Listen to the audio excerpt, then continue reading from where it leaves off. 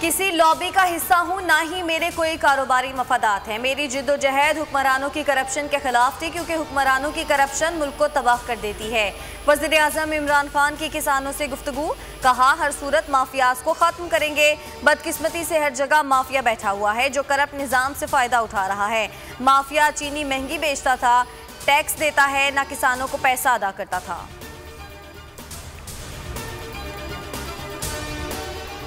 वफाकी तरक्याती बजट में सिंध को नजरअंदाज किया गया। 2 पाकिस्तान ना बनाए, सूबे से ऐसा सलूक बर्दाश्त नहीं।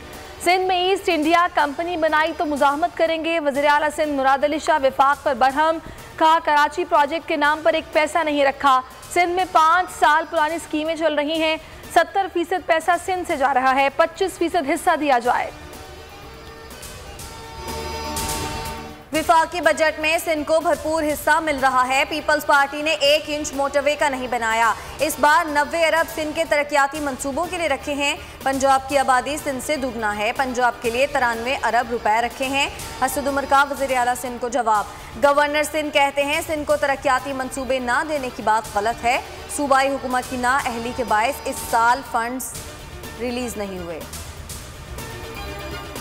डेहर की ट्रेन हादसे में जाँ भाग अफराद की तादाद 65 हो गई। 12 मैयतें ताहाल वरसा के मुंतज़िर, 51 लाशें लवायकीन के हवाले कर दी गई। हादसे की तहकीकात के लिए 3 रुकनी कमेटी तश्कील 7 रोज में रिपोर्ट पेश करेगी। इब्तदाई तहकीकात के मुताबिक ट्रैक के कमजोर हिस्से फिश प्लेटिंग के बजाय वेल्डिंग करके जोड़े गए।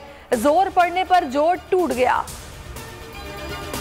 मिल्लत एक्सप्रेस शुरू से ही खराब थी, फिर क्यों रवाना किया? घोटकी हादसे के हम सब जिम्मेदार हैं। वजीर रेलवे का जिम्मेदारों को कैफरे किरदार तक पहुंचाने का अज़्म, कहा रेलवे में बड़े पैमाने पर करप्शन है। अफसरान अदालतों से स्टे लेते हैं, जमीनों पर कब्जे कर लेते हैं। शाहिद खाकान अब्बासी कहते हैं इतने बड़े हादसे पर हुकूमत को कोई निदामत नहीं। विफाकी वज़रा ने इसकी जिम्मेदारी भी साबिक हुकूमत पर डाल दी। भारत से ताल्लुकात 5 अगस्त का इक़दाम वापस लेने से मशरूत है। तब तक भारत से कोई तिजारत नहीं होगी। पाक इंग्लैंड सीरीज़ के राइट्स भारतीय कंपनीज के पास है। ये सीरीज़ PTV पर नशर नहीं की जाएगी। वज़ीर इत्तलात फवाद चौधरी की काबीना इजलास के बाद मीडिया ब्रीफिंग, कहा किसी को फौजी अड्डे नहीं दे रहे। इंतखाबी इस्लाहात के लिए अपोजिशन की तजावीज़ का इंतज़ार है। कौमी तराने की दोबारा रिकॉर्डिंग का फैसला किया है। अहम इत्तेहादी मुस्लिम लीग काफ हुकूमत से नाराज हो गई। मुतालिबात तस्लीम ना होने तक कानून साजी में साथ ना देने का फैसला। हमारे मुतालिबात तस्लीम नहीं किए जा रहे तो कैसे हुकूमती बिजनेस का हिस्सा बने? तारिक बशीर चीमा का काबीना इजलास में वज़ीर आज़म को जवाब। शाह महमूद कुरैशी और तारिक बशीर चीमा के दरमियान तल्ख जुमलों का तबादला भी हुआ।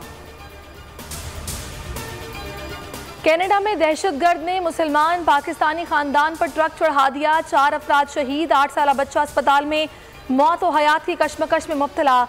वज़ीर आज़म इमरान खान की मज़म्मत, कहा पाकिस्तानी खानदान का कत्ल मगरबी ममालिक में इस्लामोफोबिया की मिसाल है। कैनेडियन हाई कमिश्नर की दफ्तर खारजा तलबी शदीद एहतजाज किया गया। कैनेडियन हाई कमिश्नर की वाक़े की मुकम्मल तहकीकात की यकीन दहानी। मगरबी दुनिया को इस्लामोफोबिया का मसला हल करना होगा। ये मसला हल ना हुआ तो मुआशरे तकसीम हो सकते हैं। वज़ीर ख़ारजा शाह महमूद कुरैशी का कौमी असम्बली में बयान, कहा कनाडा में होने वाला वाक़या दर्दनाक है। कनाडा में कौंसल जनरल ने पाकिस्तानी फैमिली से रब्ता किया। कैनेडियन पुलिस की तहकीकाती रिपोर्ट का इंतज़ार करना चाहिए। फ्रांसीसी सदर मैक्रोन को शहरी ने थप्पड़ दे मारा। सिक्योरिटी एहलकारों ने थप्पड़ मारने वाले शख्स समेत 2 अफराद को हिरासत में ले लिया। सदर मैक्रोन जनूबी इलाके के दौरे के दौरान कतार में खड़े लोगों से हाथ मिला रहे थे।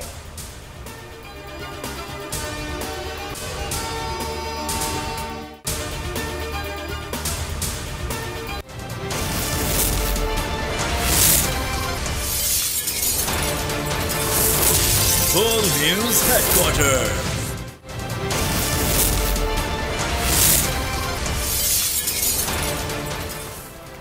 बिस्मिल्लाहिर्रहमानिर्रहीम, अस्सलामुअलैकुम, आपको खुशामदीद। मैं हूं सलमान मिर्जा, आप देख रहे हैं बोल न्यूज हेडक्वार्टर्स। मैं हूं महविश तबस्सुम और मैं हूं सहरिश जुहेब। हेडलाइंस आपने जानी, बुलेटिन का आगाज करेंगे और आज की बुलेटिन में आपको बताएंगे मुल्क कैसे तबाह होते हैं, ईस्ट इंडिया कंपनी कौन किसके लिए काम नहीं करता, अलमनाक हादसा कैसे हुआ? भारत से बंद तिजारत। कनाडा में इस्लामोफोबिया। 3 नस्लें कुचल दी गईं। और अबू धाबी में कल क्या होगा? बुलेटिन के आगाज में आपको खबर दें, 25 साल से हुक्मरानों की करप्शन के खिलाफ जद्दोजहद कर रहा हूं। पाकिस्तान में मेरा कोई कारोबारी मफाद नहीं। वज़ीर आज़म इमरान खान की वज़ीर आज़म हाउस में किसानों से मुलाकात। बोले शुगर माफिया महंगी चीनी बेचता और किसानों को पूरी कीमत नहीं देता था। बदकिस्मती से मुल्क में और भी जगहों पर माफियाज बैठे हुए हैं। FIA ने शुगर माफिया की इंक्वायरी की तो उन्हें धमकियां मिली। हुकूमत हर सूरत माफियाज को खत्म करेगी।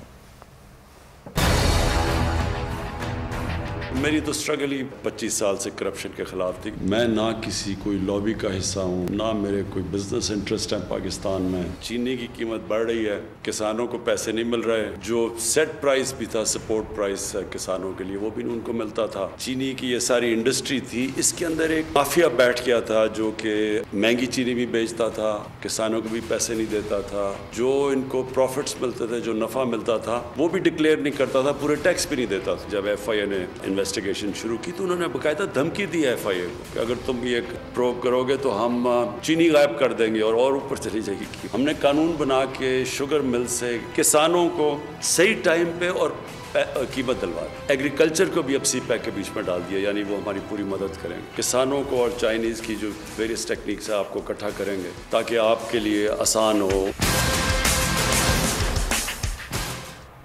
2 पाकिस्तान ना बनाएं, सिंध में ईस्ट इंडिया कंपनी बनाई तो मुजाहमत करेंगे। वज़ीर आला सिंध मुराद अली शाह की हुकूमत पर तनकीद की बरसात। बोले सिंध के साथ नाइंसाफियों पर वज़ीर आज़म को ख़त लिखा लेकिन कुछ नहीं हुआ। ऐसा लगता है कि बहरे लोगों से बात कर रहा हूँ। विफाक को अब ख़त लिखना ही छोड़ दिया है। ज़ख्मों पर नमक छिड़कना कोई विफाकी हुकूमत से सीखे। आप बिस्मिल्लाह के बाद चोर डाकू कहना शुरू कर देते हैं और उसी पर ख़त्म करते हैं। पंजाब की स्कीमें बढ़ाई गई, सिंध वही है। वज़ीर आला पंजाब से नहीं विफाक से एतराज़ है। 2 पाकिस्तान की जो हम बात करते हैं इधर नजर आता है। ये ईस्ट इंडिया कंपनी ना बनाए, इधर नहीं बर्दाश्त करेंगे हम। We will resist. सिर्फ चोर डाकू कह के अपने 5 साल गुजार देंगे आप और आपके पास कोई करने के लिए नहीं है। आप बिस्मिल्लाह रहमान रहीम के बाद चोर डाकू शुरू करते हैं और उसी पे ख़त्म करते हैं और काम कोई नहीं करते।